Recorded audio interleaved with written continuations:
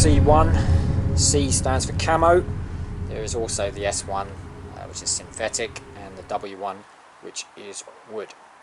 These guns are made in Turkey, made by Anglo-Spanish imports.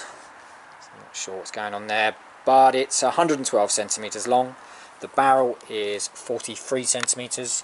You have a shroud at the front of that barrel with a fibre optic, and on the standard 11mm rail you would have the rear fibre optic, but I've took that off to put on the scope. The body is quite slim, all in camo. There's no stippling as such, but it's relatively well made. And you have a two-stage trigger there, which is non-adjustable. The Accumax logo, and then just below all that is kind of a ribbon gripping area, and kind of odd looking gun in general, but the buttstock kind of slopes down as well. And then you've got the bud pad at the rear. It does have a resettable safety just above the trigger area and below the scope. And this gun retails at around about £150. A bit of a lightweight gun at 2.6 kilograms. So it should be interesting to see how this handles. So finally at my uncle's for the first time this year to do a bit of an air rifle review. We got here earlier, but my life's a lot busier now. A cub leader, working with adults with learning difficulties, and I've got conditions that are a little bit hard to deal with sometimes. Everything's sweet today, and so here we are at the range. The usual 40 yards in the tunnel, and at 20 yards, as you can see, it was pretty good. I have to say, I did take a lot of target shooting on this today. The gun is new as well, so it is bedding in, and I did get some flyers for reasons I will describe, but as you can see, it was pretty good at 20 and decent at 30 as well. Where we've got our targets or our tin cans for a little bit of a plink in a moment. And even at 40, I can tell you now, this is by far the best I did here. A lot of them, there was a lot of flyers. Obviously we are using budget pellets, but we might get away with mistakes here, we might not.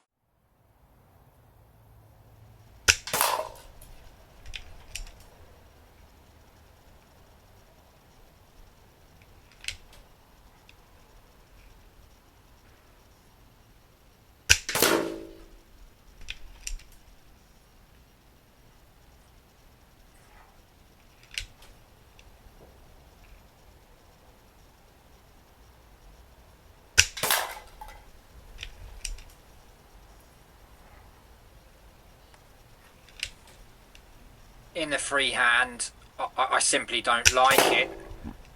It shoulders fine.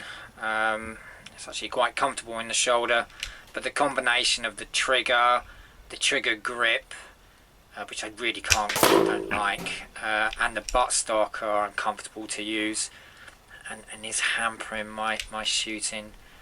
As you can see, it's accurate enough, but yeah, it's uncomfortable to use, and by far my least favourite gun in the freehand.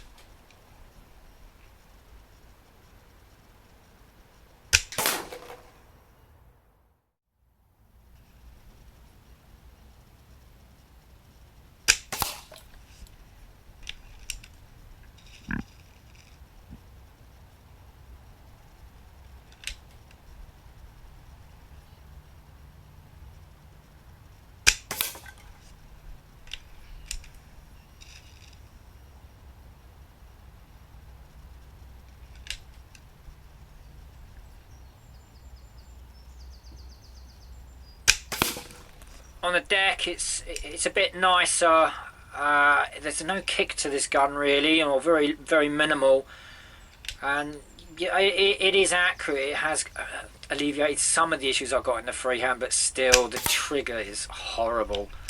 And despite the obvious accuracy that is within this gun, I mean the barrel must be brilliant.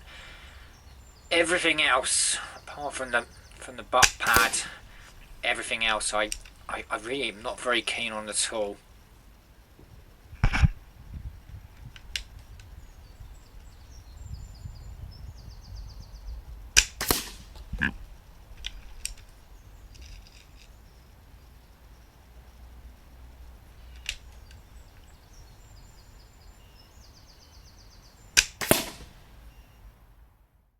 Okay, the Accumax, clearly a gun that I'm not that keen on. I'll try and go through the positives first. There's clearly accuracy in the gun. You can see from the targets and from the plinking of the cans that you can shoot accurately with a gun. I've got to give it that. Also, it's powerful.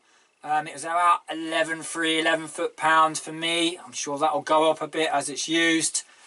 That was nice. The other thing I say, the balance of the gun is all right. I wouldn't say it's a positive, but considering the weight of it, it wasn't one of the things I complained about in the Freehand. Another positive is this butt pad, this ventilated V shape. It fits really nicely in my shoulder. I'll even go as far as to say that's my favourite butt pad of any gun that I've got. After that, it's all negatives. The trigger, it's like pulling an anchor. It's really heavy. And there's a lot of creep. Not that consistent, I'd even say. I hate it. It's probably the worst trigger I've got on any air gun. And I own the XS19, although I did mod that trigger. But even so, I don't like this trigger. And of course, it's not adjustable, even if you wanted to try and figure it out. The gripping area around the trigger, it's got this kind of ribbing effect, which is supposed to fit your 3 fingers in. I find that a stretch. I don't like it. I find myself going over them. It's a compromise on the shot. I don't have the smallest hands, not the biggest either. I say I'm average in most departments, and yeah, I just don't like it. It's a compromise. And another compromise is, for me at least, is this butt pad, the butt stock at the back. And I find myself floating, to be honest, when I'm taking the shot. It's definitely nowhere near my cheek. It's more near my chin, and even so, I'm kind of going over a bit. I don't like it. I suppose on a positive, you could say this gun will make you a better shooter, potentially, because you're having to work your way around all these issues. But for me, I didn't have a lot of fun. And if I look at all the guns that I've got and compare them in terms of how much fun I have over the range at my uncle's, this was probably the least fun I had. I just found it hard work. I look at the price range, it's 150, 160 pound. I look at other guns in that price range, and most of your SMKs, your Remingtons, Expresses, Tyrants, stuff like that.